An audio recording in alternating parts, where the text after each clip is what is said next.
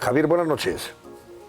¿Qué tal, Antonio? Buenas noches. Bueno, pues, ¿desde cuándo esta empresa pública dependiente de Agricultura, Tragsa, que ya hemos conocido todos a partir de estas contrataciones de las sobrinas de Ábalos, tenía ese contrato de casi 2,5 millones de euros para poder enchufar a gente que Adif, el gestor ferroviario, dependiente de transportes, le pedía que colocara?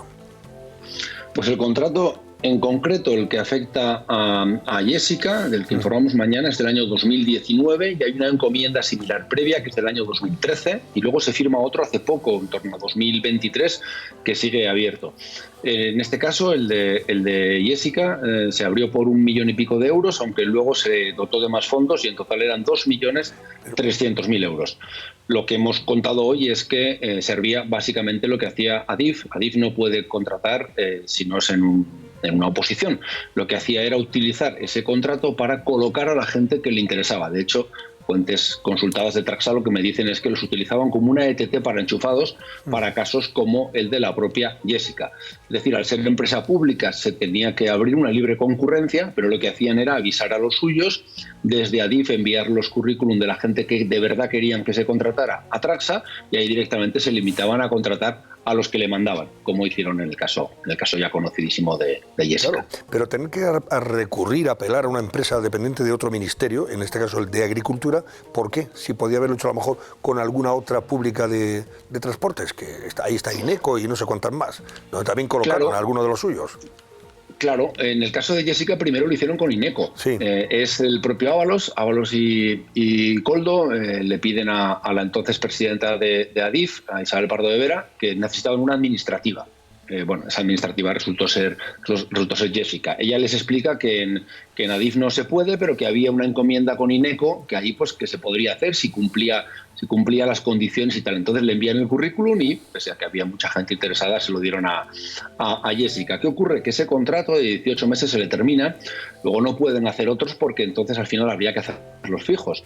Y se busca la fórmula, aún no se sabe bien cómo, pero alguien de Adif recibe el currículum de nuevo de Jessica y lo envía, en este caso, en vez de INECO, a Tragsa, que como bien dices ya no es del Ministerio de Transportes, es del Ministerio de Agricultura, pero tiene esa relación contractual con Adif y entonces el lugar en el que la enchufan es en Tragsa. En las mismas fechas que Jessica, por ejemplo, aparece una contratación también de una mujer, una chica de 25 años, modelo profesional. Yo no dudo, igual era muy buena administrativa, no lo sé, pero el perfil es una modelo profesional de 25 años que también encuentra trabajo por esta misma vía, pese a que se presentaron cientos de personas. O sea que esta chica de la que tú hablas es otra más. Sí. Modelo profesional que sin embargo la colocan en Tragsa a petición de Adif, o sea, a petición de Ábalos, en definitiva. Cuando hablamos de Adif es gestor ferroviario dependiente del Ministerio de Transportes, pero que a su vez, entonces el jefe era Ábalos, como ministro de Transportes. Y la enviaron con el currículum, se la enviaron a Tragsa para que la colocaran allí. Para que la colocaran. Sí, esta otra chica, de nacionalidad armenia, creo recordar, yo no me consta que fuera en este caso Ábalos, pero alguien debió dar su currículum, ya si me dicen que fue alguien de Adif, alguien del ministerio, de quien sea, que les interesaba también contratar a esta persona. En total, cuando se contrata a Jessica, se abren 10 vacantes, se acaban cubriendo 7.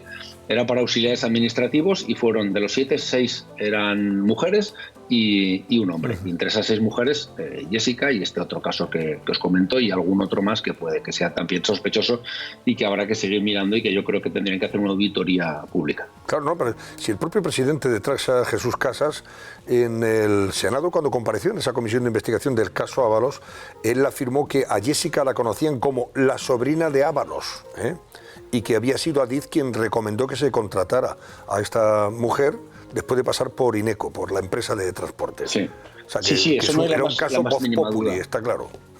Sí, ahí sabían que había alguna relación. De hecho, cuando se acaba el contrato de INECO, la propia Pardo de Vera tiene algún tipo de sospecha y avisa de que no hay más, que no se le podía renovar, aunque desde Adif, no sé quién, Pardo de Vera dice que ella ya no volvió a saber nada del tema, pero desde luego hay un directivo de Adif que yo lo identifique también, que envía el currículum a la jefa de proyecto de Tragsa, el currículum de Jessica, Y no solo eso, sino que esta jefa de proyecto se pone en contacto con Jessica, le da instrucciones, e incluso Antonio le envían el enlace, el link, a la oferta que se va a publicar. Y de hecho esa oferta la publican una tarde, a las 4:44 de la tarde, y solo la tienen abierta hasta las 12 de la noche. Y la retiran. ¿Para qué? Para que no se presentara demasiada gente, porque claro, cuanto más se presenten, a más hay que quitar. Y decidieron sacarlo solo unas horas con previo aviso a la gente a la que les interesaba que estuvieran ahí para que recibieran su contrato.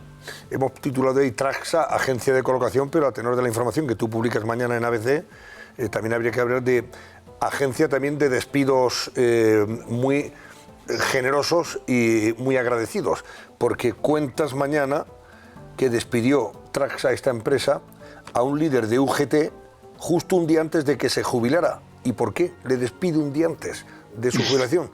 Para que cobrara una buena indemnización. Eso es ser generoso, con el dinero de todos, naturalmente. Claro. ¿Era conocido este líder de UGT? ¿Era conocido?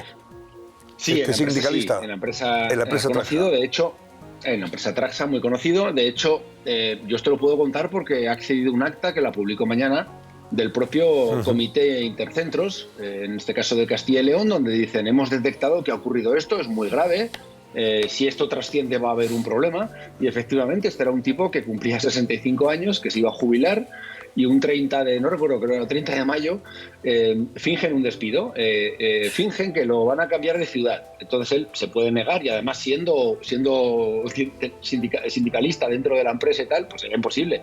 Entonces le pagan la indemnización y al día siguiente se jubila. Yo me río un poco porque me parece, pero es muy grave, es gravísimo, porque como tú bien dices, se hace con dinero público. Se llevó una indemnización y al día siguiente se jubiló. Yo creo que esto pues se va a tener que investigar porque naturalmente huele un poco a malversación. No, huele a podrido, efectivamente. Pues sí. ¿Qué dinero se llevó de indemnización, se sabe, Javier? Bueno, lo que sé es que se llevó un año de sueldo, 12 meses. Pero vamos, que fue una lotería que le tocó al paisano, teniendo en cuenta que al día siguiente ya se jubilaba y iba a cobrar su correspondiente pensión. Eso me recuerda... Debía tener algún contacto en la dirección de la empresa, en recursos humanos, donde sea, porque si no, él solo no lo podía hacer. Qué pero poca debía vergüenza. tener sus contactos, y se llevó pues un año entero de sueldo, y la cantidad, no tengo la cantidad exacta, pero alrededor de 50.000 euros. Claro, tú hablabas antes, Javier, y con razón, dice, esto lo que exige es una auditoría. Eso sí que era. Traxa es el patio de monipodio del sanchismo, o uno de los patios de monipodio, o puerto de rebatacapas, lo que quieras. A mí me recuerda un caso de un antiguo consejero de trabajo de la Junta de Andalucía, Antonio Fernández, que trabajaba en una bodega y cobró como intruso de los ERES, y la antigüedad era su fecha de nacimiento. Oh, fantástico. Entonces nosotros titulamos en El Mundo "Nacido para un ERE", porque efectivamente fue así. Entonces es decir, cuando no se depuran las responsabilidades, pues eso se extiende en todos los niveles, y es este caso y otros muchos que estamos conociendo. Tenemos una administración pública absolutamente inflada, de colocados a dedos, que no se soporta, y todos por el mismo procedimiento. Y sobre todo cuando aparecen por ahí las sobrinas, ya eso, en fin, ya el escándalo es mayúsculo, es doble. Gracias, Javier Chicote.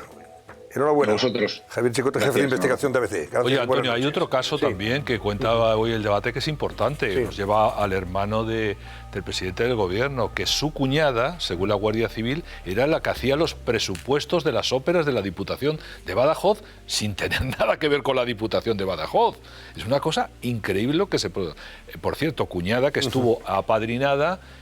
como abogada, estuvo apadrinada por el presidente del Constitucional, Cándido Conde Pumpido, y por el ministro de Presidencia, que tiene que declarar precisamente el próximo miércoles ante el juez Peinado. Mire, sí, dice, es una información de Alejandro Entrón Basago, que dice: la Guardia Civil descubre que la cuñada japonesa de Sánchez elaboraba los presupuestos de las óperas de la Diputación de Badajoz.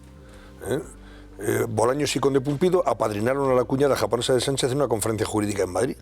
La Unidad Central Operativa de la Guardia Civil ha descubierto que Kaori Matsumoto, pero ella no vivía en Badajoz con él, ¿no? No.